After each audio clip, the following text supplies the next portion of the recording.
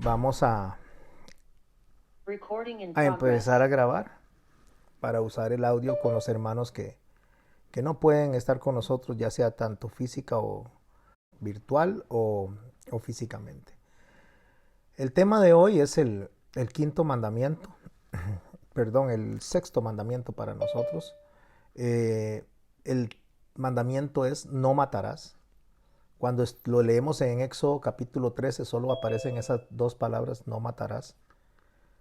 Vamos a hacer un ejercicio de la imaginación antes de estudiar el mandamiento. Vamos a imaginar que los que estamos acá nunca hemos leído la Biblia, pero que hemos oído a la gente comentar acerca de la Biblia, acerca de la palabra de Dios.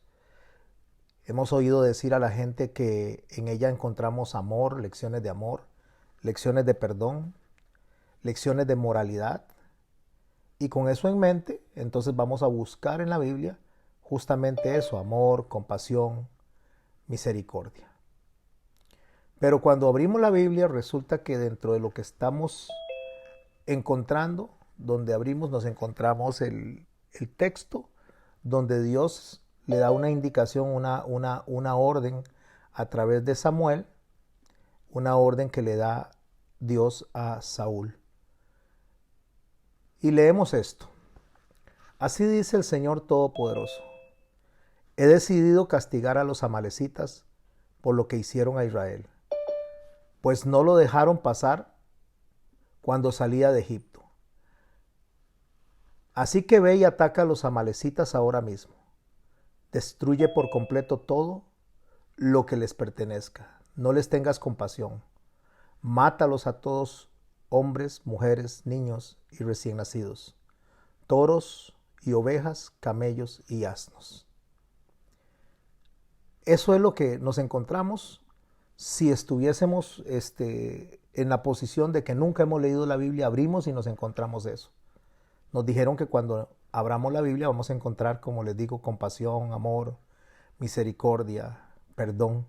Y nos encontramos con una orden directa al rey Saúl de ir a matar a los amalecitas y a todos los amalecitas, absolutamente desde el más grande hasta el más chiquito, incluyendo sus ovejas, su ganado, exterminar todo. Nos encontramos con eso. Pero aparte de ese texto, donde Saúl recibe esa orden por parte de Samuel, o mejor dicho, por parte de Dios a través de Samuel, encontramos otros textos como los que voy a mencionar ahorita. Génesis capítulo 9, verso 6. El que derramare sangre de hombre, por el hombre, su sangre será derramada, porque a imagen de Dios es hecho el hombre. Préstele atención a lo que dice el verso 6. El que derramare sangre de hombre por el hombre, o sea, si un hombre mata a otro hombre, su sangre será derramada, porque a imagen de Dios es hecho el hombre. ¿Qué es lo que está indicando, que está instituyendo Dios ahí? Bueno, resulta que está instituyendo la pena capital a través del mismo hombre. El que derramare sangre de hombre, si alguien viene y mata a una persona y lo hizo el hombre, que fue el que mató al otro por el hombre, o sea, por el mismo hombre, su sangre será derramada. Y la razón, como repite, es porque fue hecha imagen de Dios. Eso lo repetí 3 veces porque lo vamos a mencionar más adelante. En Génesis 4, en el verso 13, vemos más bien algo diferente. Dice, y dijo Caín a Jehová, grande es mi castigo para ser soportado. He aquí me echas hoy de la tierra, y de tu presencia me esconderé. Y seré errante y extranjero en la tierra. Y sucederá que cualquiera que me hallare, me matará. Y le respondió Jehová, ciertamente cualquiera que matare a Caín, 7 veces será castigado. Entonces Jehová puso señal en Caín para que no lo matase cualquiera que lo hallase. Si prestamos atención, el primer asesino que está registrado en la Biblia, que fue Caín, en lugar de recibir el castigo que se está mencionando en Génesis 9:6, más bien está recibiendo la gracia, la protección y de parte de Dios, y más bien está castigando a aquel que quisiera matar o llegase a matar a Caín. Y el castigo es una dimensión mucho más grande que la de Caín. Caín mató a una persona y él dice a través de la advertencia que quien mate a Caín será castigado 7 veces, o sea, en 7 oportunidades más. No es que van a matar a Caín 7 veces, eso no se puede hacer, sino que la idea es que el castigo que va a recibir una persona que mate a Caín va a ser mayor que el castigo que Caín había recibido. En Éxodo 21, cuando leemos sobre las leyes de actos de violencia, en el verso 12 de Éxodo 21 dice: el que hiriere a alguno, haciéndole así morir, él morirá. ¿Qué está estableciendo? Que si alguien mata a una persona, debe morir por haber matado a otra persona. El verso 13, más el que no pretendía herirlo, sino que Dios lo puso en sus manos, entonces yo le señalaré el lugar al cual ha de huir. Aquí es muy importante, el que no pretendía herirlo, o sea, que no tenía la intención de matarlo, sino que Dios lo puso en sus manos. Eso significa que como la muerte Dios la establece, o sea, Dios es el único que autoriza la muerte, el que tiene potestad sobre quitarle la vida a una persona. Entonces puede ser que una persona muera por accidente. En este caso, alguien mató por accidente a otra persona porque Dios permitió esas circunstancias. Entonces dice: le señalaré un lugar a donde debe huir. Y en Josué, en capítulo 20, en el verso 1, Dios habla de ese lugar donde la persona que no mató con intención, pero que Dios lo permitió porque Dios es el soberano y eso es el dueño. Dios no ha perdido el control absolutamente de nada, y todo lo que pasa bajo los cielos, en los cielos y debajo de la tierra, es porque Dios lo permite dentro de su voluntad permisiva. En Éxodo 20, en el verso 1 dice: habló Jehová a Josué diciendo: habla a los hijos de Israel y diles: señalaos las ciudades de refugio, de las cuales yo os hablé por medio de Moisés, para que se acoja allí el homicida que matare a alguno por accidente y no a sabiendas, y os servirán de refugio contra el vengador de sangre. Las ciudades de refugio eran 7 ciudades. El Señor estableció esas ciudades para que saliera y se escondiera ahí una persona que por accidente había matado a otra y se pudiera proteger del vengador de sangre. ¿Quién era el vengador de sangre? El vengador de sangre era dentro de la familia de la persona que había sido muerta, asesinada con dolo o sin intención, cualquiera de las dos cosas, o sea, por accidente o de manera planificada, y el criminal sale huyendo o el inocente sale huyendo. Al inocente se le permitía llegar a una ciudad de refugio. Me refiero a inocente no porque no lo hubiera matado, sino porque no planeó ese asesinato. Fue algo que fue fortuito, pasó en un momento que no lo esperaba. Tal vez alguien se atravesó, vamos a tirarlo a nuestro tiempo. Alguien se atravesó y usted iba en el carro y lo atropelló, pero usted no estaba buscando atropellarlo. O digamos, una persona que está trabajando y sin intención viene y dentro del trabajo, tal vez puede ser incluso hasta por negligencia, por falta de cuidado a las normas de protección, viene y mata a otra persona. Entonces eso, en el tiempo en que Josué está recibiendo la orden, le dice: bueno, haga una ciudad de refugio para que esta persona pueda esconderse. Mientras tanto, el sumo sacerdote, investiga y nadie le puede hacer nada. Incluso esa familia que escoge a un vengador de sangre, que es el que ha de perseguir al que asesinó para que vaya y le quite la vida, basado en lo que en Génesis acabamos de leer, que es la institución de la pena capital. Entonces Dios establece una regla para que a la persona que hizo eso de manera accidental tenga la oportunidad de defenderse. Ok. Se contradice la Biblia en todos estos pasajes, porque por un lado la Biblia dice: no matarás, que es el mandamiento que estamos estudiando hoy. Por otro lado, la Biblia dice que el que matare a otro hombre por la mano del hombre, del mismo hombre, debe ser muerto. Pero también da la salvedad de que si fue por accidente, entonces que la persona pueda recibir protección. Analizamos a Caín, que a Caín no lo hizo por accidente. Caín preparó, fue completamente doloso a la hora de matar a su hermano, pero Dios viene y le pone una marca para protegerlo, para que nadie lo mate. Y por otro lado estamos viendo nosotros que el Señor establece que Él en algunas oportunidades envía a Israel a matar a otros seres humanos en diferentes ocasiones. Entonces, ¿se contradice la Biblia en todos estos pasajes? Pues definitivamente la Biblia nunca se contradice. La Biblia es inerrante, la Biblia es santa, es la palabra de Dios y Dios no se equivoca. Dios es justo y Dios hace justicia. Así que cuando leemos las Escrituras y se nos hace una confusión, como el ejercicio que hice al principio de que imaginemos que nunca hemos leído la Biblia y que alguien nos dice, vaya allá porque va a encontrar compasión, amor, misericordia, perdón, y nos encontramos con estos escenarios donde Dios le dice a Saúl que vaya y mate a los amalecitas, sabemos que Dios no se equivoca, que Dios no se contradice, que es justo y hace justicia. Entonces, ¿dónde está la contradicción? Bueno, la contradicción no existe.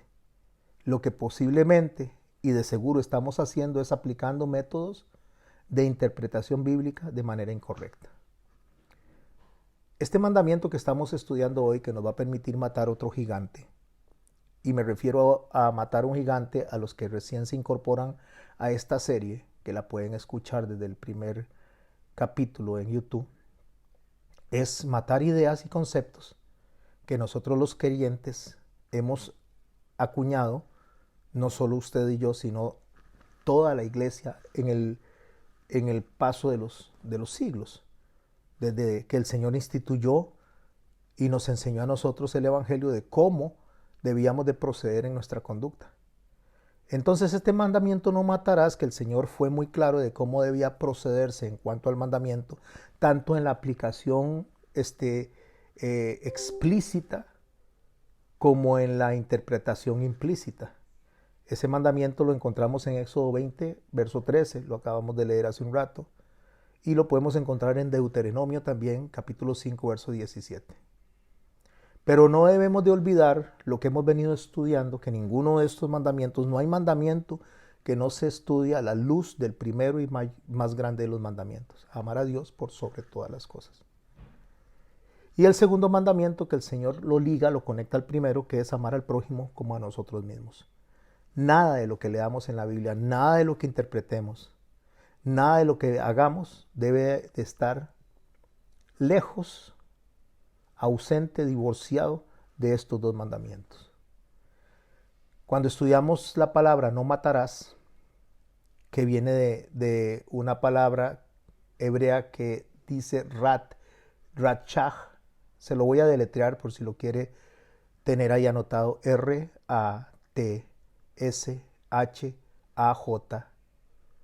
ratshah.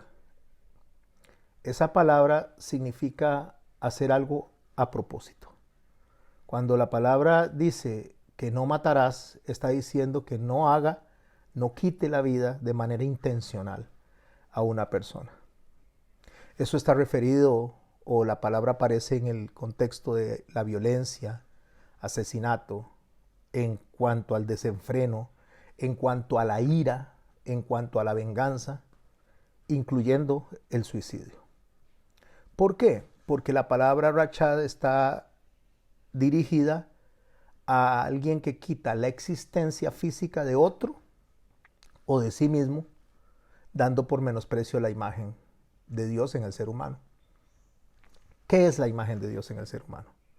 La imagen de Dios en el ser humano inicia con el soplo, el hálito de vida que Dios pone, esa parte eterna que pone de Él en nosotros, esa parte que no muere como lo es el alma, el espíritu. Cuando el Señor pone eso en nuestro corazón, en nuestro cuerpo, cuando el Señor pone eso en nuestro cuerpo, el cuerpo va a morir, va a perecer, pero nuestra alma, aunque el cuerpo se pudra, una vez que morimos, el alma permanece. Permanece y trasciende los tiempos, porque el alma es inmortal. Y el espíritu con la que fue puesta el alma es el espíritu que viene de Dios. Entonces, la imagen de Dios se concreta al alma, a la eternidad del alma y a la pluralidad de Dios en nosotros. ¿Qué es la pluralidad de Dios en nosotros?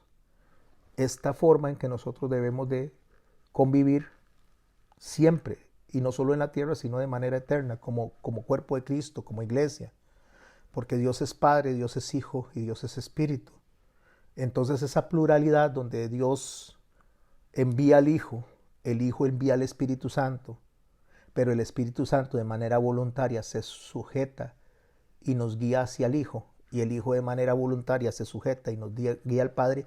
Esa pluralidad, esa forma de actuar, esa forma de conducirse, donde ellos son iguales en dignidad, iguales en poder, iguales en santidad, pero nos enseñan a nosotros la sujeción para que no haya anarquía, para que haya orden, para que el reino de los cielos sea siempre en equilibrio, que es justicia.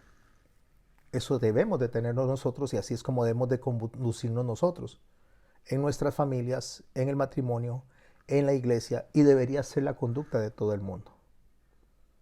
Así que Dios nos dice a nosotros que la semejanza está en esos factores: alma, la eternidad del alma, o mejor dicho, la inmortalidad del alma, la pluralidad y su carácter transferible.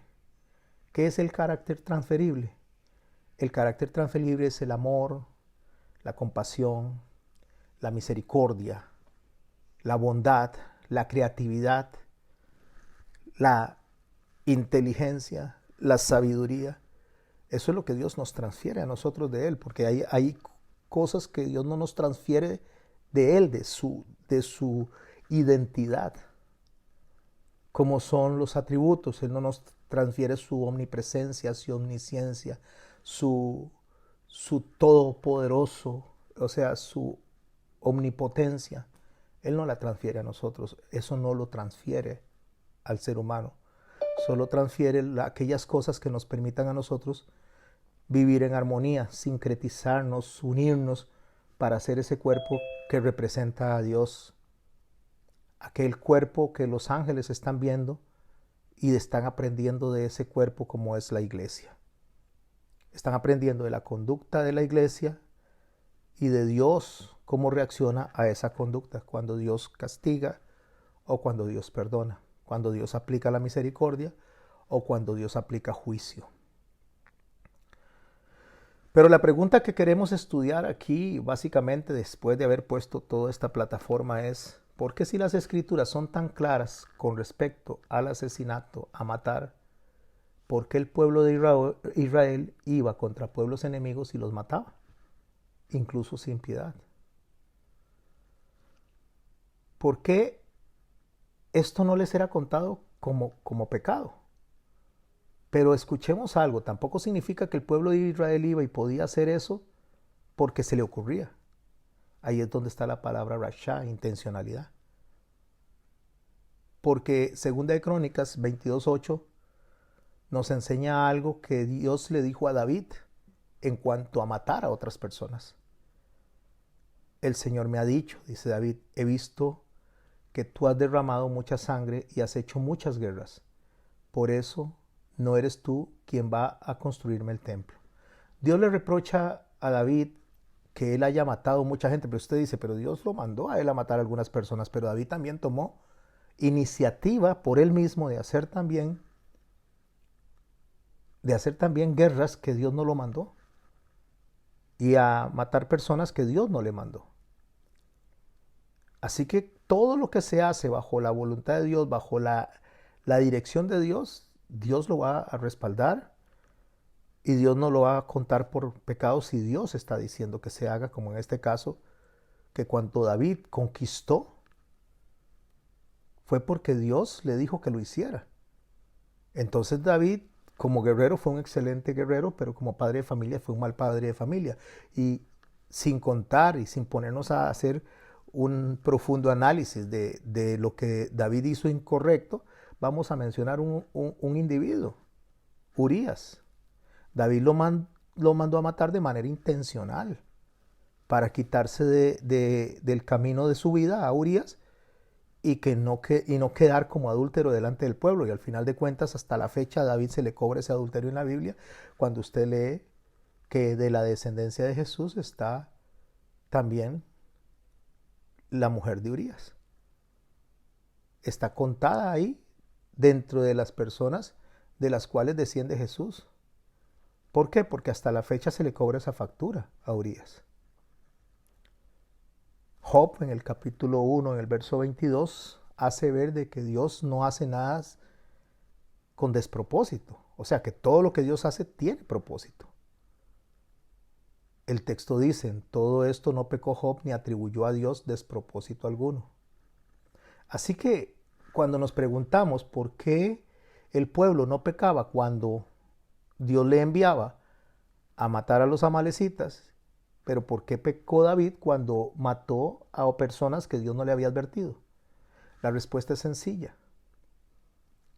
Cuando Dios da la orden de hacer algo, en ese momento no le era contado por pecado. Pero ¿cómo es eso, pastor? O sea, ¿cómo es eso? No lo entendemos si lo entendemos bajo nuestra mente. Tenemos que matar a ese gigante y dejar de estar nosotros tratando de defender a Dios donde Dios no necesita defenderse. Dios no necesita que nadie lo defienda. O sea, Dios, Él es justo, santo y perfecto. Y la misma Biblia nos enseña a nosotros los principios básicos para poder nosotros entender por qué Dios permitía o no permitía algo. Y aparte de eso, nos permitió que el Hijo, Dios en persona encarnado, viniera y nos diera sentido al mandamiento de no matarás. Porque el mandamiento básicamente se había interpretado como algo represivo y no con el espíritu que fue dado. En realidad, el Señor lo que nos vino a enseñar es que el mandamiento y todos los mandamientos son una advertencia de actos del corazón. Eso lo podemos aprender nosotros cuando el Señor nos va enseñando poco a poco, nos va instruyendo poco a poco, que el hecho de que se dijera no adulterarás no significa que la persona podía llegar y estar deseando en su corazón, codiciando a la mujer de su prójimo, y que eso se le iba a pasar por alto.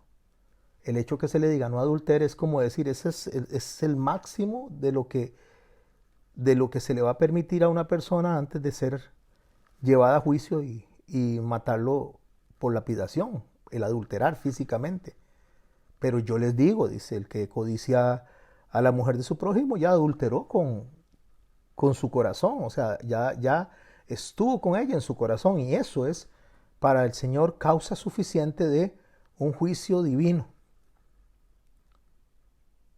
Así que la advertencia que el Señor está haciendo son a los actos del corazón para poder nosotros no llegar al límite de que el Señor tenga que desatar su ira sobre nosotros.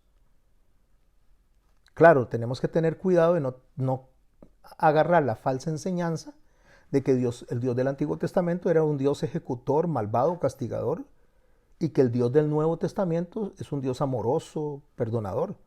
Es el mismo Dios, no es diferente. Tanto hay justicia y juicio en el Nuevo Testamento como hay justicia y juicio en el Antiguo. De la misma manera que hay perdón, hay compasión en el Nuevo Testamento como lo hay en el Antiguo. Ya mencionamos el evento de Caín, donde Dios se apiada de él y le pone una marca para que no lo maten.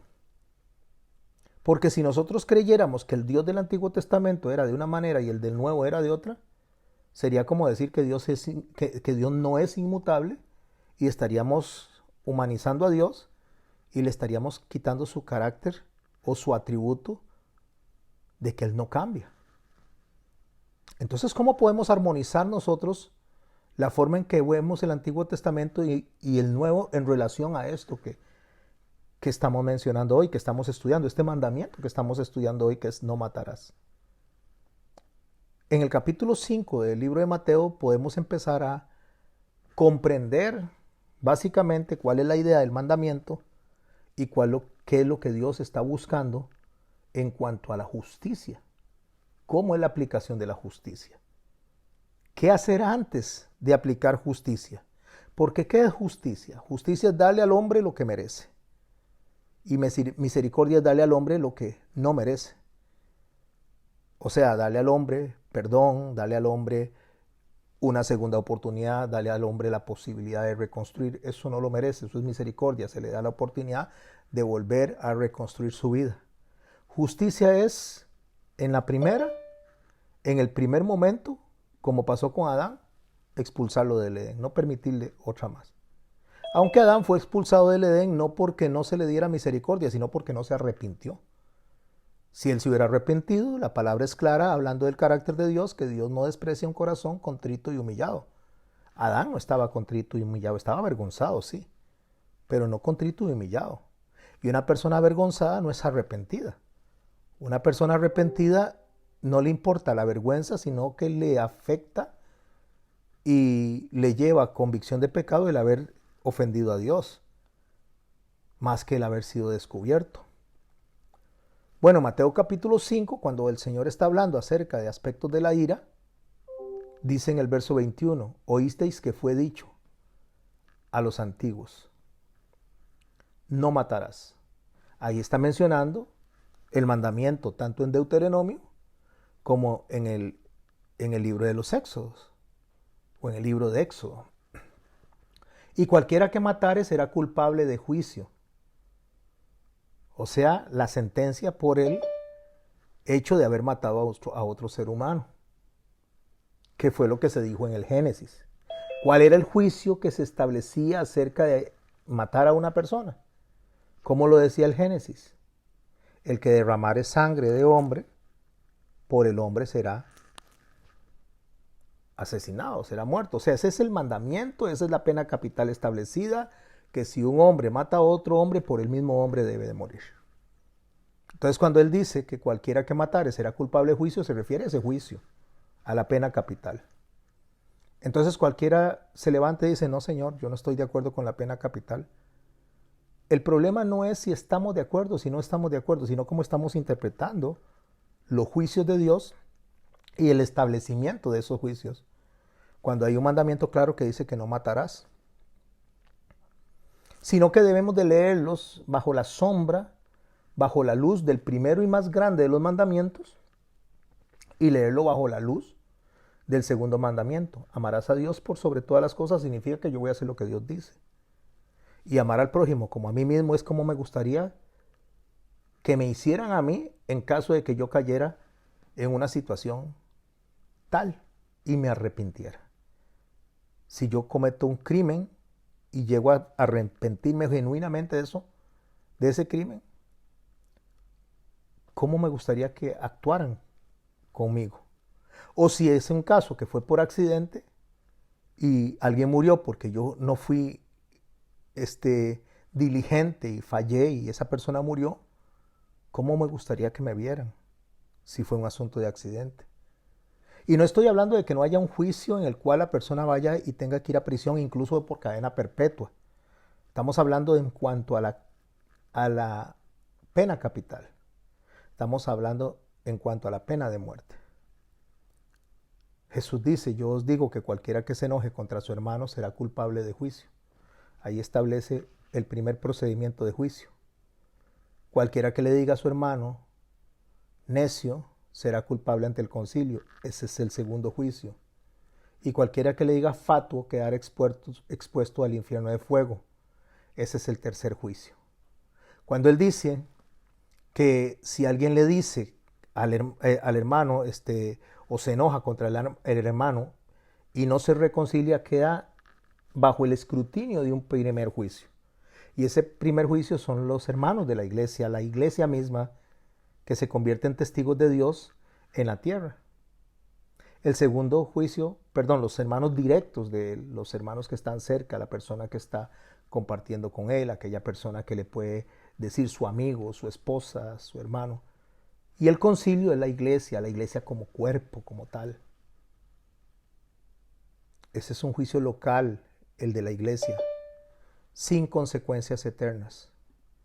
Y el juicio de los hermanos, o sea, cuando el hermano llama la atención, cuando el testigo me dice, mire, estás actuando mal, ese es un juicio fácil, se supone, de corregir, es un juicio por el cual deberíamos de salir fácilmente porque simplemente atendemos la llamada, nos arrepentimos.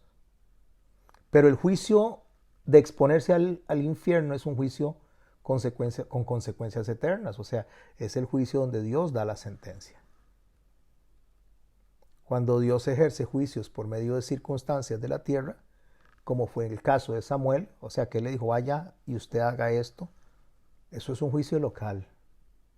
Es tratando de que se rescaten las generaciones futuras. O sea, que la cangrena que está en un miembro del cuerpo no pudra todo el cuerpo. Por eso a los corintios, cuando estaba aquel hombre en un incesto con su madre, con su madrastra, cuando este hombre estaba en incesto con su madrastra, él le dijo, expulsen a este hombre y entréguenselo a Satanás. Y dice la razón, para que se pierda su cuerpo y se salve su alma. Porque el propósito de Dios es que esta persona se salve cuando se encuentre con el arrepentimiento. Cuando el Señor habla de cómo debe perdonarse al hermano, cómo debemos de perdonar los unos a los otros, justamente menciona estos tres juicios. El que es delante de los hermanos como testigos, el que es delante de la iglesia como cuerpo a corregir a los miembros, y el que es delante de Dios directamente. O sea, esos tres juicios, lo que son hermanos, iglesia y Dios. O concilio, le dice la Biblia. En el verso 15 de Mateo 18 dice así, por tanto, si tu hermano peca contra ti, ve y repréndele estando tú y él solos. Ahí está justamente el primer juicio, es entre los hermanos, usted y él, yo y él, ustedes conmigo, en individual, llamándonos la atención. Si te oyere has ganado a tu hermano, ahí se establece el primer juicio. El primer juicio es, mira, te estás equivocando, estás haciendo lo incorrecto. Mira, Alejandro, no deberías de actuar así con Doris. Entre nosotros dos. No está la iglesia ahí. Mira, Wilder, no deberías de actuar así con Alejandro. Deberías de corregir tu manera de actuar. No deberías de ser tan hostil, tan áspero. Solo estoy hablando de manera general para tratar de traer ejemplos que se nos graben en la mente. O Alejandro, no seas así con Will, no lo trates así. O por qué le dejo de hablar. O sea, vaya, reconcíliense. Ese es el primer juicio, es el juicio de uno a uno, el de los hermanos. Pero si no lo oye, dice, entonces toma contigo a uno o dos, para que en boca de dos o tres testigos conste toda palabra. Ahí se eleva el juicio de testigos dentro del mismo grupo. Si no los oyere a ellos y a usted, dígaselo a la iglesia. Ahí se eleva el segundo juicio. Primero se estableció entre nosotros. Conversamos. Hablamos con el pastor, hablamos con un hermano, o sea, tratamos de arreglarlo entre nosotros, pero no se quiere arreglar y se hace más grande y la persona sigue insistiendo en hacer un desafío a Dios en cuanto al primer grande mandamiento, amar a Dios por sobre todas las cosas, lo que implica obedecerlo, y al prójimo como a ti mismo, que implica perdonarlo y arrepentirse de lo que estamos haciendo, pero no le hace caso, entonces dígaselo a la iglesia. Y si no oye a la iglesia, entonces ahí se eleva el tercer juicio, téngale por gentil y publicano.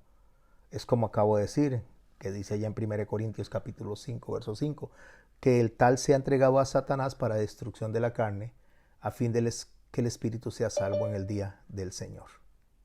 Ahí, mis hermanos y mis hermanas, se le entrega el juicio al nivel más alto a Dios. Pero Dios permite primero que la iglesia sea la que establezca, o usted y yo establezcamos un límite para que no tengamos que llegar a ese grado.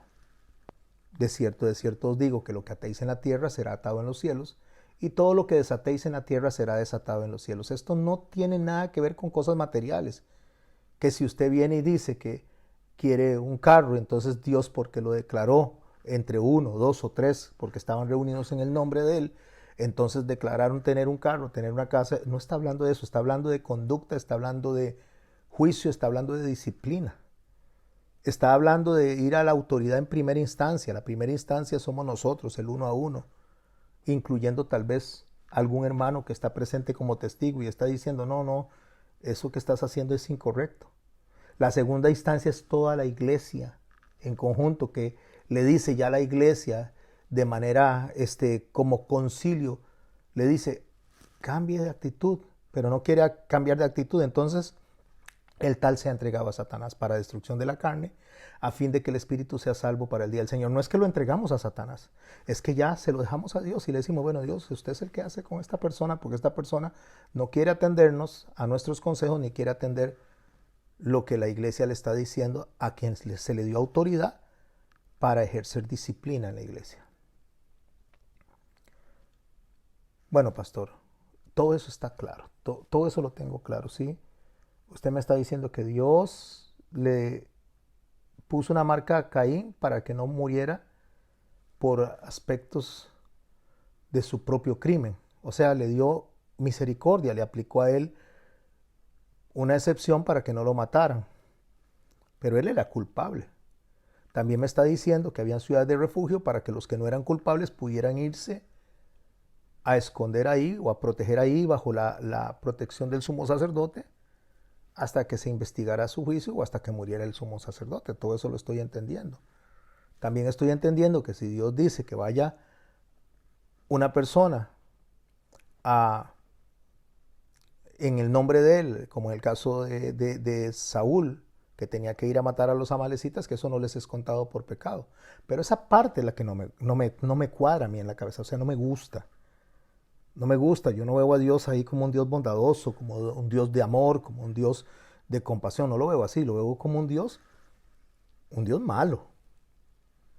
Antes de abordar un poquito más este punto en cuanto al mandamiento no matarás, antes de derribar ese gigante, deseo de leer unos textos de manera rápida.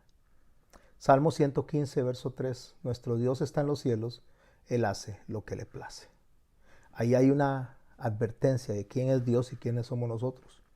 David lo vio de esta manera, que Él es el Padre, que Él es el pastor y nosotros las ovejas. Jehová es mi pastor. Eso implica que nosotros somos las ovejas. Como dice Él en el Salmo, nuestro Dios está en los cielos, Él hace lo que le place. El que sea Dios y que nosotros seamos las ovejas, implica que Él hace como quiere. En 2 de Crónicas 26, dice así, y dijo, oh Señor Dios de nuestros padres, ¿no eres tú Dios en los cielos? ¿Y no gobiernas tú sobre todos los reinos y las naciones?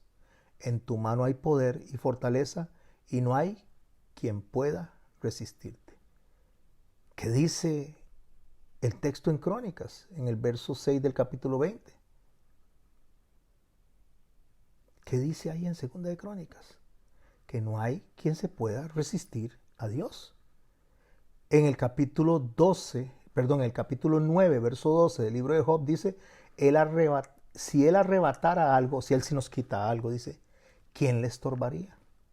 ¿Quién podrá decirle, qué haces? Job todavía es más claro en decir, si Él me quita todo, si Él quita la vida, en el libro de Job está claramente que Dios hace lo que a Él le place. En el Salmo 135, en el verso 6, dice el salmista, todo cuanto el Señor quiere, lo hace en los cielos, en la tierra, en los mares y en los abismos. O sea, arriba, en la tierra y debajo de la tierra. Donde Jesús dice que toda potestad le ha sido dada en los cielos, en la tierra y lo que está debajo de la tierra. Y no solo en los cielos, sino todo lo que incluye y lo que en ellos hay. En Isaías 46:10 dice que declaró el fin desde el principio y desde la antigüedad, lo que ha sido hecho. Yo digo, mi propósito será establecido y todo lo que quiero realizaré. ¿Qué está diciendo Dios? Todo lo que quiero realizaré. Nabucodonosor, un rey pagano, cuando experimentó la ira de Dios, dice en el capítulo 4, verso 35 de Daniel, y todos los habitantes de la tierra son considerados como nada. Mas Él actúa conforme a su voluntad en el ejercicio del cielo y entre los habitantes de la tierra. Nadie puede detener su mano ni decirle, ¿qué has hecho? Así que mis hermanos, aquí no estamos estudiando para defender a Dios, no estamos estudiando para tratar de que la gente esté convencida de que Dios es el Todopoderoso, que es el Señor, es el Creador, que Él hace como le place. Aquí no estamos para eso, porque la Biblia es clara en eso. Aquí estamos para que nosotros matemos a ese gigante donde creemos que si hay algo malo, si salió algo malo en la tierra, si sucede algo malo, que está fuera del control de Dios. Y todavía tenemos el descaro de decirle, Señor, toma el control de esto cuando sabemos bien que Él tiene el control. Él pone la herida y Él da la venda. O sea, Él castiga y Él levanta. Él envía al pueblo en cautiverio a Babilonia y Él los saca de Babilonia. Porque el propósito de Dios va más allá de algo local, va en función de corregir nuestra conducta para que no nos vayamos a la perdición eterna. Y si Dios tiene que usar las herramientas, todas las que hay en la tierra, para que nosotros podamos corregir nuestros actos, y entre esos incluye la pena capital, así Dios lo va a hacer. Y nosotros debemos de someternos a lo que Dios establece. En Romanos capítulo 13, en el verso 1 dice así, sométase toda persona, y toda persona implica creyentes y no creyentes. Quieran aceptar este texto o no lo quiera aceptar la gente, Dios establece las reglas. Quiera leer la Biblia o no la quiera leer, Dios establece las reglas. Le quieran a creer a Dios que Él es el Dios creador y juez de toda la tierra, o no lo quieran hacer, un día toda rodilla se doblará y toda lengua confesará que Él es el Señor. Así que lo quieran aceptar o no lo quieran aceptar, digan que no existe, no hace que deje de existir, porque Él sigue siendo Dios y está sentado en su trono ejerciendo juicio y estableciendo las normas que debemos seguir. Sométase toda persona a toda autoridad superior, porque no hay autoridad sino de parte de Dios, y las que hay por Dios han sido establecidas. Está claro, Dios pone las autoridades y Dios las estableció y se debe ser sujeto, se debe de someter a esas autoridades. De modo que quien se opone a la autoridad, a lo establecido por Dios, se resiste. O sea, si nosotros nos oponemos a la autoridad, si estamos resistiéndonos a la autoridad, si estamos violentando este mandamiento, la autoridad se refiere a gobierno, la autoridad se refiere a ejércitos, la autoridad se refiere a policías, jueces, la autoridad se refiere a papá, a mamá, la autoridad se refiere a pastores, a guías espirituales, la autoridad se refiere a todo lo que Dios establece, es por Dios establecido. De modo que quien se pone a la autoridad, a los establecidos por Dios, se resiste. Y los que se resisten acarrean condenación para sí mismos. Vea qué interesante. No está diciendo si estamos de acuerdo o no estamos de acuerdo con Dios. Es que Dios dice, usted es una persona que no respeta las autoridades, que violenta las autoridades, que se brinca lo establecido por las autoridades de diferentes maneras, por omisión o por reacción, o por acción. Ya sea porque se rebela, ya sea porque no me da la gana hacer, o simplemente me hago el tonto, me hago como que el que no entendí. Se resiste a eso, acarrea condenación. Quien no respeta las autoridades y hace las cosas de manera dolosa contra las autoridades, entonces a Dios mismo se está resistiendo. ¿Por qué? Porque dice el Señor en el verso 3, porque los magistrados no están para infundir temor al que hace el bien, sino al mal, al malo. ¿Quiere no temer a la autoridad? Haz lo bueno y tendrás la alabanza de ella. Y el verso 4 nos dice algo tan claro, porque es servidor de Dios para tu bien. ¿Quién? Las autoridades. Pero si hace lo malo, teme. No en vano lleva la espada, pues es servidor de Dios, vengador para castigar al que hace lo malo. ¿Sabe qué lleva la autoridad? La espada. ¿Qué significa la espada? La espada no significa una pomadita para la espalda. La espada no significa que le están dando una curita. La espada significa algo que representa incluso la muerte. Porque por espada es que se mata. Y quien tiene la espada que puede matar a otra persona es servidor de Dios, vengador para castigar al que hace lo malo. Ok, pastor, ahora estoy más confundido que al principio. Primero usted me dice a mí que Dios estableció la pena capital. Ya leímos el texto. Que Dios decide cuando una persona o personas deben de morir y nosotros no debemos de cuestionar porque es Dios quien lo ordena.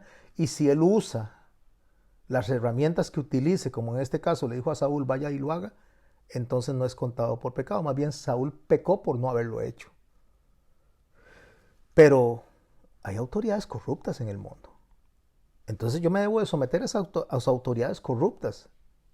Bueno, seguimos en el estudio de hoy matando a ese gigante. Vamos a considerar algo. El gobierno debe de velar, mis hermanos, por la administración, la seguridad, la justicia. Todo gobierno debe generar políticas que garanticen la vida, la libertad, promover el florecimiento, desarrollo integral de la población. Eso debe de hacer un gobierno. Pero si no lo hace, entonces ¿cómo hago? Me rebelo.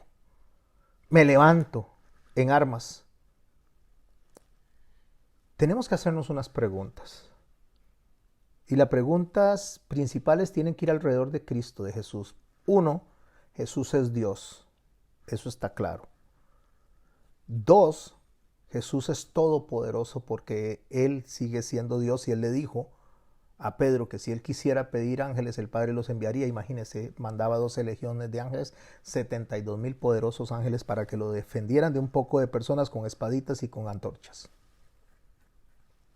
Una compañía es lo que describe, creo que es Lucas el que lo describe, que eran 600 soldados contra 72,000 ángeles, solo imagínense. Entonces Jesús, cuando va a ser arrestado, la pregunta es, ¿se sujetó, se sometió a las autoridades romanas y el Sanedrín, nuestro Señor Jesucristo? ¿Sí o no? La respuesta es sí. Porque si no, no lo hubieran crucificado. Si Él se hubiera revelado, como queremos hacer nosotros, si Él hubiera desafiado a las autoridades, los hubiera destruido con el soplo de su aliento. Detuvo las tormentas, que son más poderosas que 600 viejos con espadas y con antorchas. Y un montón de señores ancianos, no por viejos, sino por, se supone, sabios, y esos eran superiores a los 50 años. Los ancianos eran aquellos que habían cumplido con su tiempo de sacerdocio en el Sanedrín. ¿Podía Dios, podía nuestro Señor Jesucristo destruirlos al instante? Sí. ¿Lo hizo? No. ¿Por qué? Porque se sujetó al juicio local de esas autoridades. Y el juicio local de esas autoridades es crucifíquenlo. Lo crucificaron. Se sujetó a eso. Porque había un propósito mayor. Y era la voluntad del Padre justamente que a través de esas personas Él muriera en la cruz siendo inocente. Ni siquiera era culpable, era inocente. Así que se sujetó a esas autoridades, ¿sí o no? Sí. Sí se sujetó. De hecho, cuando le hacen una pregunta a nuestro Señor Jesucristo con respecto a asuntos de tributo, donde le dicen a Él, ¿debemos de pagarle al César impuestos o no? La palabra dice que Él sabía las intenciones del corazón y que les dice, muéstrenme una moneda.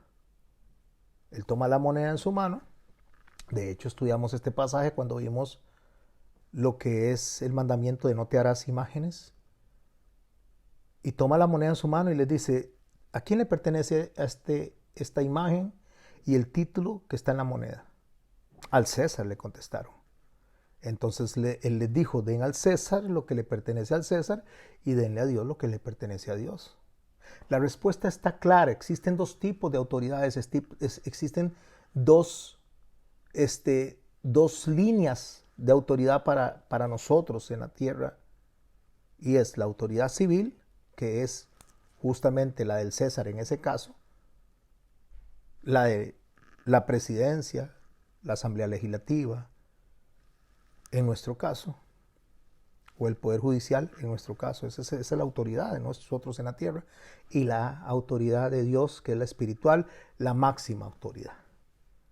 Y Dios es quien establece las leyes de moralidad, de bien, de verdad. Pero ¿por qué Cristo no se reveló entonces? Si hay la autoridad mayor es la de Dios. porque no se rebeló y les dijo, es que yo vengo aquí y ustedes tienen que convertirse, ustedes tienen que arrepentirse, porque si no entonces les voy a mandar fuego como en Sodoma y Gomorra. Y los voy a destruir a todos. Porque esas autoridades corruptas fueron permitidas por Dios para llevarlo a la cruz, porque había un bien mayor, o sea, un propósito eterno, no temporal. Dios permitió que esas autoridades crucificaran a Cristo, a su Hijo, por un bien mayor, un bien eterno. ¿Fueron esas autoridades o no fueron esas autoridades? Por supuesto que no fueron esas autoridades, porque Dios no pierde el control, jamás. Jamás ha perdido ni perderá el control de nada. Así que si nosotros vemos a las autoridades crucificando a Jesús, estamos viendo solo una parte del escenario. No estamos viendo todo el escenario. Y lo mismo cuando sucede con la pena capital, lo que sucede cuando Dios permite ciertas cosas en la tierra, como en el caso de Saúl, como en el caso de Caín, como el caso de Josué cuando conquistó a las ciudades que estaba al otro lado, en la tierra prometida. Nosotros solo vemos parte, no vemos el escenario completo, no vemos la totalidad de lo que Dios ve, porque Él es el único que es omnisciente, el único que tiene todo conocimiento y toda sabiduría es Dios, no nosotros. Pero nosotros queremos juzgar como hizo Job cuando juzgó desde su conocimiento. Y el Señor le dijo, ¿y dónde estaba usted cuando yo hice los cielos, cuando colgué las estrellas, cuando le dije al mar, de aquí no pasas porque tus orgullosas olas no van a pasar de aquí? ¿Dónde estabas? O sea, le está diciendo, ¿qué sabe usted comparado a mi sabiduría? Nada. ¿Por qué cuestiona? Usted no sabe nada. ¿Por qué nosotros abrimos la boca más de la cuenta y entonces empezamos a señalar y a juzgar? Cuando no sabemos el propósito que Dios tiene, que es mayor a nuestro entendimiento. Cuando Jesús va a ser arrestado y Mateo describe lo que está pasando en el huerto, cuando el Señor va a ser arrestado, en el capítulo 26, verso 52, después de que Pedro saca la espada y le corta la oreja a Malco porque estaba decidido a espada defender al Señor, a la fuerza defender al Señor, rebelarse contra las autoridades, Jesús le dice, a Pedro le dice, vuelve tu espada a su lugar, porque todos los que tomen a espada perecerán. Está mencionando la pena capital. El que mate va a morir por la espada, el que asesine de esa manera va a ser enjuiciado. Y le dice, ¿acaso no piensas que ahora puedo orar a mi Padre y que Él me daría 12 legiones de ángeles? Imagínense, 72,000 poderosos ángeles. Pero en el verso 54 nos enseña a nosotros de esa gran dimensión incomprensible para nuestra mente, que solo Dios sabe, donde Él pregunta, pero ¿cómo entonces se cumplirían las Escrituras? Que es necesario que así se haga. ¿Por qué? Porque hay que hacer justicia. Hay que poner amor. Hay que hacer misericordia. Hay que tener compasión. Pero ¿cómo se ordena esto? ¿Qué está primero, la justicia o el amor? ¿Qué es primero? ¿Amor o justicia? O sea, yo no voy a castigar a mi hijo porque lo amo. Eso no es justicia, eso es alcahuetería. No voy a disciplinar a mi hijo porque me da mucha tristeza de que tenga que castigarlo. La vara no va a matar a tu hijo, dice el Señor a través del proverbista, donde dice que al niño hay que corregirlo para que pueda enderezar su camino y que eso no lo va a matar. Por supuesto, no con ira, por supuesto en el Señor y bajo las instrucciones del Señor. Pero si no se corrige al hijo en el momento que se puede corregir, que es entre la edad de los 0 a los 12 años, cuando se puede moldear a ese hijo, carácter se moldea entre los primeros 5 años y después hasta los 12 se moldea lo que ya básicamente la respuesta del niño a la sociedad, o del joven o la niña a la sociedad. Entonces, ¿qué pretende hacer cuando sea grande? Ya no tiene nada que hacer, ya no puede hacer nada. Ya después de los 12, 13, 14 años es muy difícil. Por eso viene la edad de la rebeldía, la edad de la adolescencia, donde el niño adolece. ¿Qué adolece? Adolece justamente de una buena formación. No la tuvo esa buena formación. ¿Pero qué está primero, el amor o la justicia? El Señor dice en Mateo 6:33, mas buscad primeramente es lo que antecede el reino de Dios y su justicia. Antes que el amor está la justicia. Antes que el amor está lo que Dios establece, cuáles son las normas que hay que seguir. Por eso Él dice, quien ame más a su padre o a su madre que a mí, no es digno de mí. Quien ame más a su hija, hijo, que a mí, no es digno de mí, porque ese amor desplaza la justicia. Porque primero se aplica la justicia y después el amor. Así que el reino de Dios y su justicia está por encima de las necesidades corporales, está por encima de las necesidades afectivas, está por encima de todo. El reino de Dios y su justicia está por encima de eso. ¿Pero qué significa eso? Recapitulando, Dios no aprueba el homicidio, Dios no aprueba el suicidio, Dios no aprueba que se le ponga fin a ninguna vida, sea por aborto o eutanasia. Dios no aprueba eso.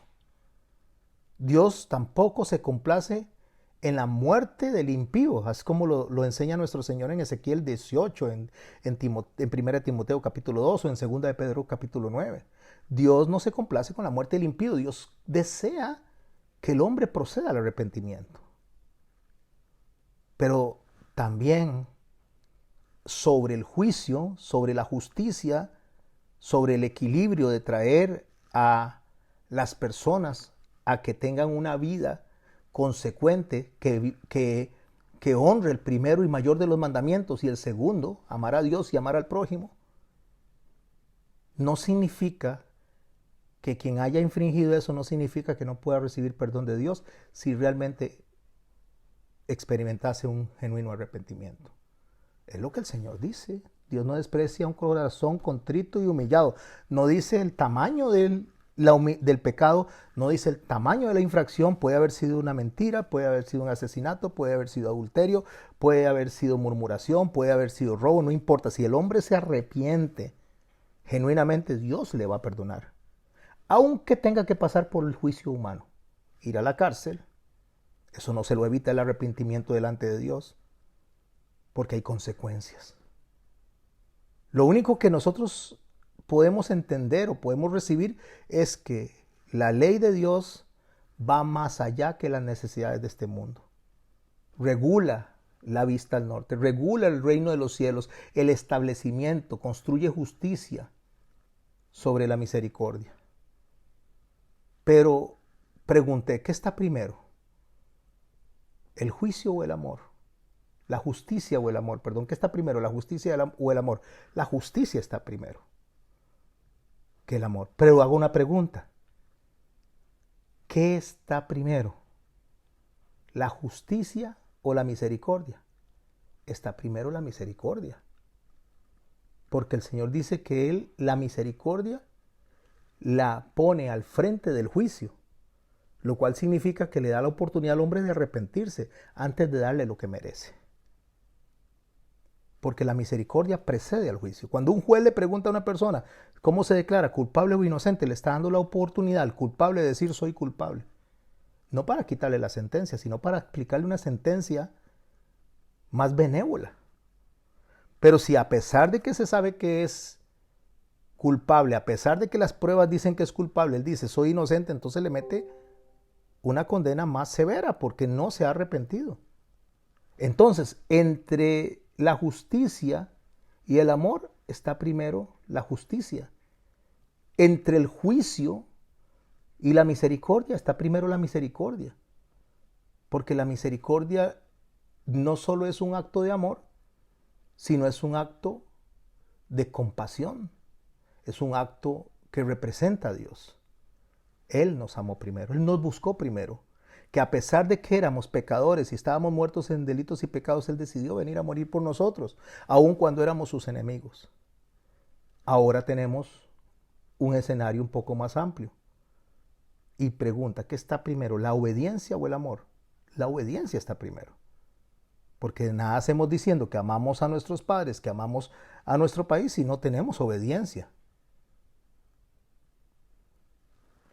Así que mis hermanos, debemos de saber realmente leer las escrituras y realmente leer lo que Dios establece. Y entre esos, no matarás, el mandamiento de no matarás, este gigante que estamos hoy tratando de derribar, en el mandamiento de no matarás debe aplicar estos principios del carácter de Dios, la justicia, la misericordia. Debemos de aplicar el perdón, la compasión, la severidad también del juicio. Todo depende de ese corazón que lo está recibiendo. El Antiguo Testamento está claro cuando se aplican la muerte por actos ya debidamente establecidos por Dios, por asesinato, por secuestro, por bestialidad, por adulterio, por homosexualidad, por ser un falso profeta. Una persona que dice una profecía y no se cumple en el Antiguo Testamento moría apedreada. Por la prostitución, por la violación. Pero sin embargo, a pesar de la severidad del castigo, a pesar de la severidad de la sentencia, Dios muestra la misericordia a un corazón que se humilla y se arrepiente delante de Él, sea cual sea el pecado. Cuando la pena de muerte había que ejecutarse, Dios también aplica la misericordia, como fue en el caso de Caín. Grande es mi pena para ser soportada, le dijo. Grande es mi pena para ser soportada. Cuando David comete adulterio y asesinato, según las leyes establecidas por Dios, debía de morir también. Pero Dios no le quita la vida. Dios, delante de su arrepentimiento, le da a él, por misericordia, la posibilidad de seguir viviendo. O sea, si analizamos nosotros en última instancia, todos los pecados que cometemos merecen la pena de muerte, todos. Porque la paga del pecado es muerte, sea cual sea. Sea mentira, sea murmuración, sea chisme, sea criticadera. Voy a hacer una pausa ahí. Ser crítico está bien. Ser criticón está mal. Ser crítico es cuando usted hace una evaluación de algo que se está haciendo y le busca el mejor provecho y tal vez quitar lo que no es de provecho. Eso es ser un crítico. O sea, pero ser un criticón es el que anda ahí hablando detrás del otro o que no le parece nada de lo que el otro hace porque no está bajo su estándar. De vestimenta, de comida, de su cuerpo, de su casa, de su vida. Entonces ahí anda el criticón criticando al otro, que la crítica, o el criticón, mejor dicho, no la crítica, viene más de la envidia que otra cosa. Es aquella persona que no puede ver al otro feliz, entonces lo anda criticando y le anda viendo a ver cómo le baja el piso. Ser crítico es otra cosa, eso es una cosa muy diferente. No debemos de confundir el crítico con el criticón. Y así son todos los pecados, porque la paga del pecado es muerte. Pero Dios dice que Él mostró su gracia hacia nosotros. Él mostró su amor hacia nosotros, a pesar de lo que somos nosotros. Y ahí es donde nos llama al arrepentimiento. Uno de los pasajes que me impresionan más, que me bendicen mucho, o sea, me bendice toda la Biblia, pero hay pasajes que me bendicen increíblemente. Es cuando el Señor se encuentra con aquella mujer sorprendida en adulterio. Se la llevan a Él, para que se aplique el mandamiento, para apedrearla porque estaba en adulterio. Y si nos preguntamos, ¿estaba ella en adulterio? Sí. ¿Dónde está el hombre? No lo dice el texto, él también debía ser apedreado, pero hablando de ella en particular. ¿Estaba en adulterio? Sí. ¿Qué merecía? Ser lapidada. Y el Señor dice, el que de vosotros esté sin pecado, sea el primero en arrojar la piedra contra ella. Dios no está invalidando la pena capital ahí, la que Él estableció en el Antiguo Testamento. No le está diciendo no lo hagan. Está diciendo el que lo hace tiene que tener un corazón lo suficientemente puro para hacerlo.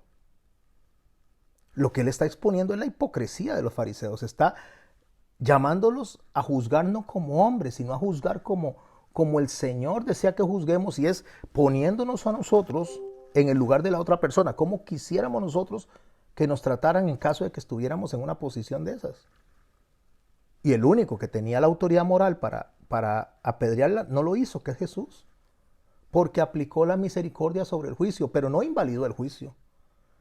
No dijo en ningún momento, no hagan eso. Dijo, bueno, está bien, háganlo, pero el que esté libre de pecado. Hágalo, el que tenga el corazón puro. Hágalo, el que no haya hecho absolutamente nada que haya ofendido a Dios. ¿Y qué fue lo que pasó ahí? Que cada uno se fue yendo y se fue yendo y se fue yendo hasta que quedó la mujer solamente con él. ¿Y qué le dijo el Señor a ella? ¿Dónde están los que te condenan? Y dice, no. Y le dijo él, yo tampoco, vete en paz. Vete y no peques más. Vete y no peques más. O sea, te perdono, te estoy perdonando. Yo soy el que soy moralmente acreditado para perdonarte. Esos no, ni para juzgarte ni para perdonarte. Pero no les quitó la posibilidad de apedrearla, le dijo, háganlo, si tienen realmente la autoridad moral para hacerlo. Sí, Dios instituyó la pena capital. En Génesis 9:6 dijo, el que derramare sangre de hombre por el hombre, su sangre será derramada, porque a imagen de Dios es hecho.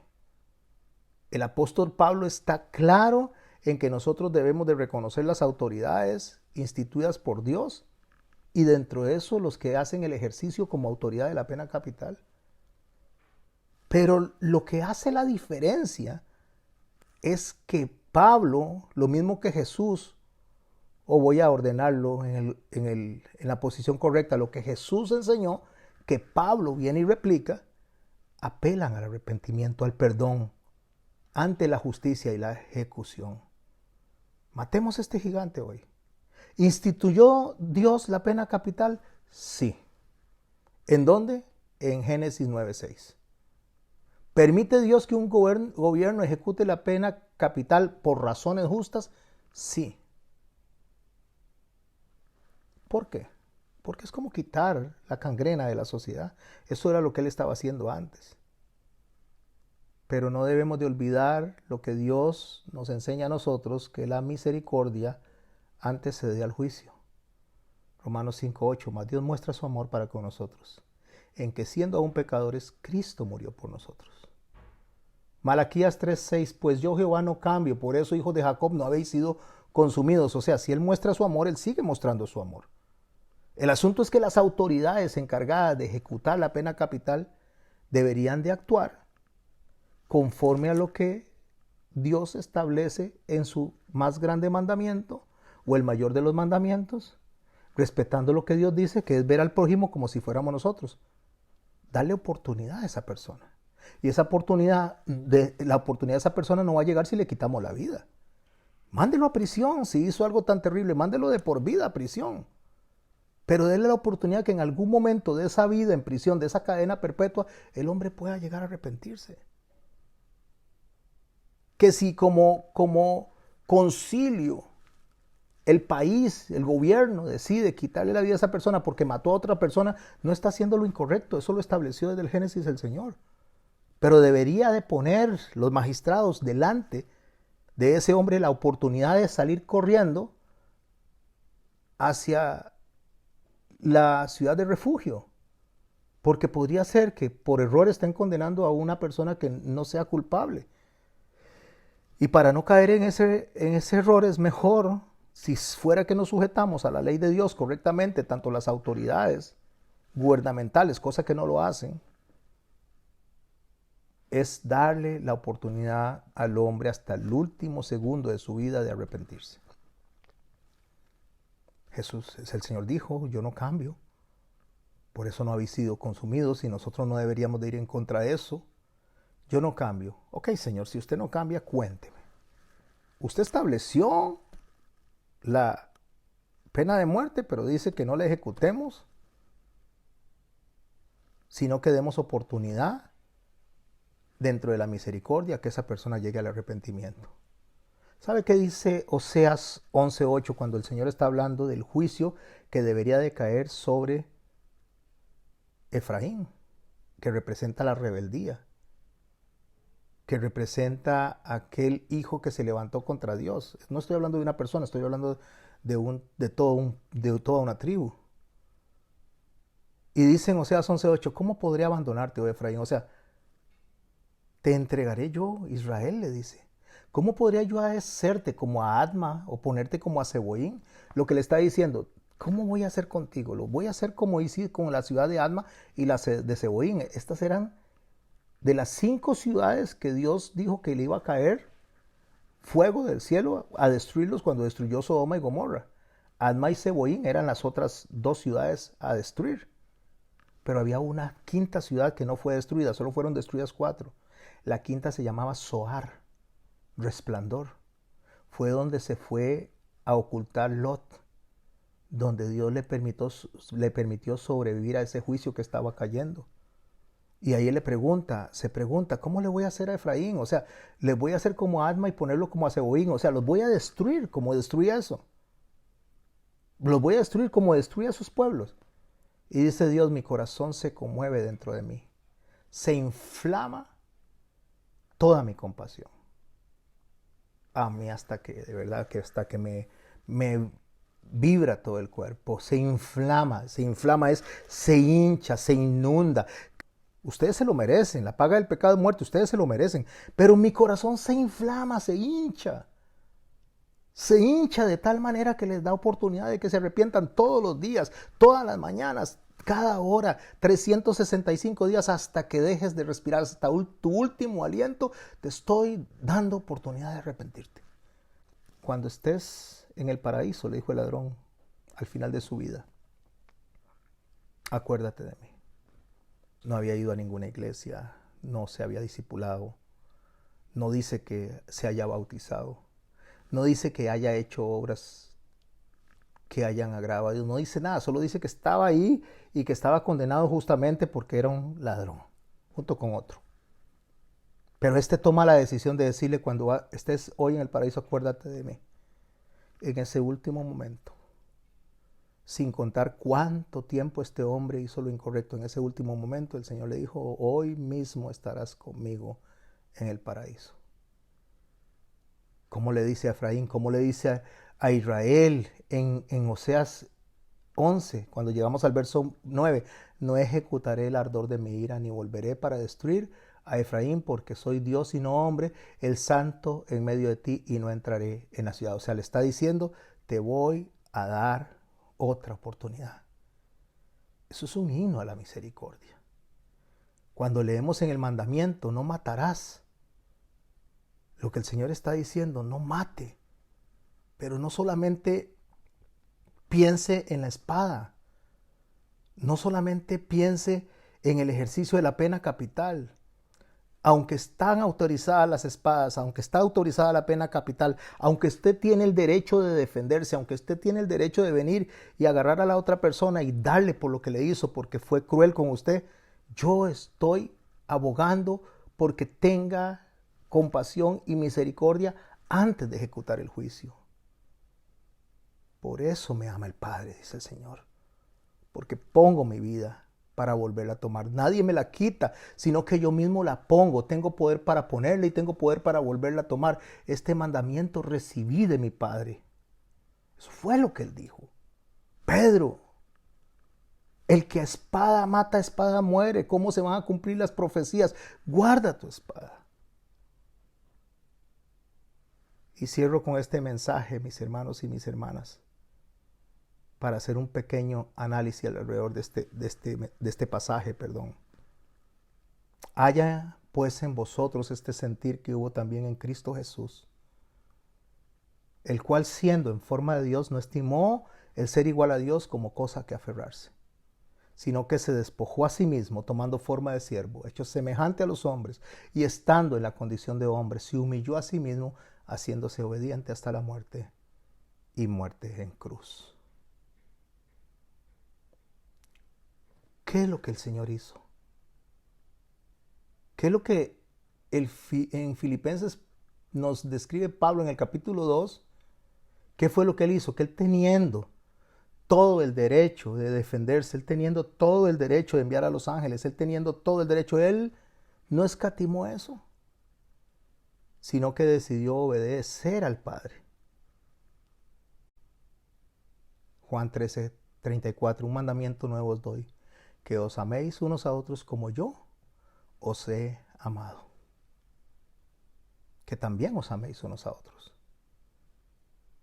En esto conocerán todos que sois mis discípulos, y si tuviereis amor los unos con los otros. ¿Qué está diciendo en pocas palabras el Señor? No matarás, no tomes el deseo de venganza, aunque tengas la razón. No trates de ganar argumentos, aunque tengas la razón. Deja de criticar y de murmurar, aunque tengas la razón. O más claro, para que entendamos, No tomemos el lugar que le corresponde única y exclusivamente a Dios, porque Él solamente y solo Él y nadie más que Él es moralmente perfecto y tiene la autoridad moral y santa de ejercer un juicio justo. Termino con estos versos. Romanos 9, verso 19. Pero ¿qué me dirás? Siendo así, de que puede Dios culpar al hombre si nadie puede oponerse a su voluntad. Eso es lo que me va a decir. O sea, ¿por qué Dios me va a culpar si nadie puede cambiar su voluntad? Y tú, hombre, ¿quién eres para pedirle cuentas a Dios? O sea, ¿quiénes somos nosotros para estarle pidiendo a Dios que nos explique por qué hace o no hace las cosas? ¿Acaso la olla de barro le dirá al que la hizo, ¿por qué me hiciste así? ¿Cuándo ha visto que la olla del alfarero, que la hora ya que se está haciendo, le reclame por qué la está haciendo de esa manera? ¿Por qué me hiciste así? El alfarero tiene el derecho, dice, de hacer lo que quiera con el barro. Y del mismo barro puede hacer una olla para uso especial y otra para uso común. O sea, puede hacer una para que aplique el juicio y otra la puede hacer para que enseñe de la justicia. Verso 22, Dios, queriendo dar un ejemplo de castigo y mostrar su poder, soportó con mucha paciencia a aquellos que merecían castigo e iban a la perdición. Eso es misericordia, mis hermanos. Al mismo tiempo quiso dar a conocer en nosotros la grandeza de su gloria, pues no tuvo compasión, pues nos tuvo compasión y nos preparó de antemano para tener parte de ella. Hermosísimo. Pues nos tuvo compasión y nos preparó de antemano para tener parte de ella. Ay, pastor, qué terrible, qué horror, porque yo he sido tan soberbio, porque siempre ando buscando justificarme y acusar a Dios.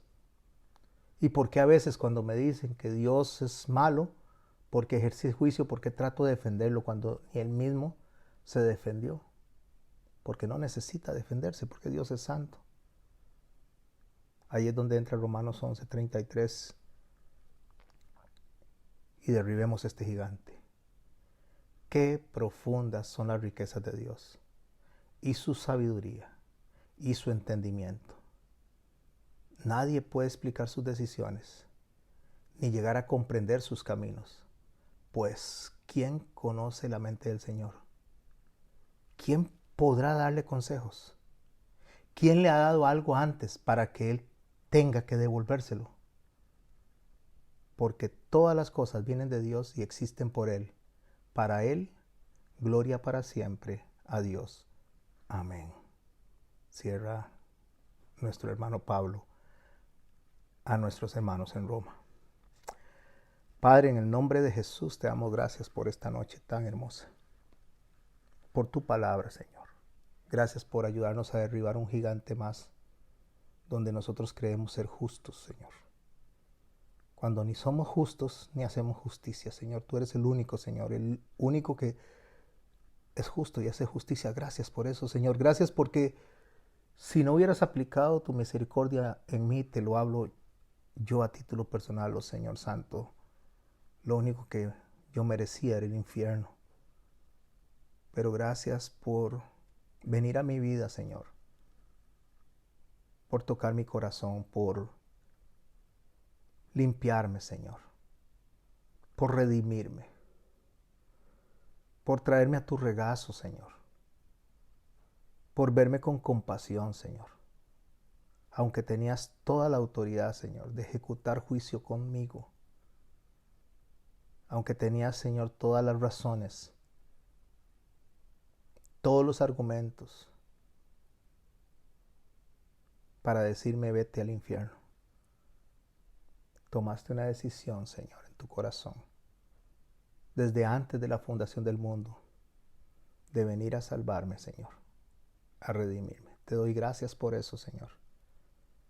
Y lo hablo a título personal porque es mi oración hacia ti.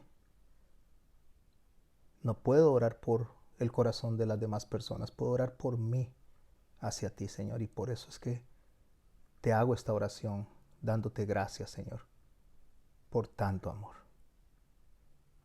Y a mis hermanos y mis hermanas, Señor, que están aquí reunidos, Señor, y los que me escuchen, que también sea así con ellos, Señor. Y que ellos puedan ir a ti en gratitud, Señor, entendiendo que teniendo, Señor, todos los argumentos, teniendo todas las razones, teniendo el poder, Señor, y gloria para enviarnos al infierno, no lo hiciste, Señor, sino que has venido, Señor, a llamarnos con lazos de amor a través del Espíritu Santo. En el nombre de nuestro Señor Jesucristo, nuestro Salvador, nuestro Rey, nuestro Adón, te damos gracias, Señor. Amén.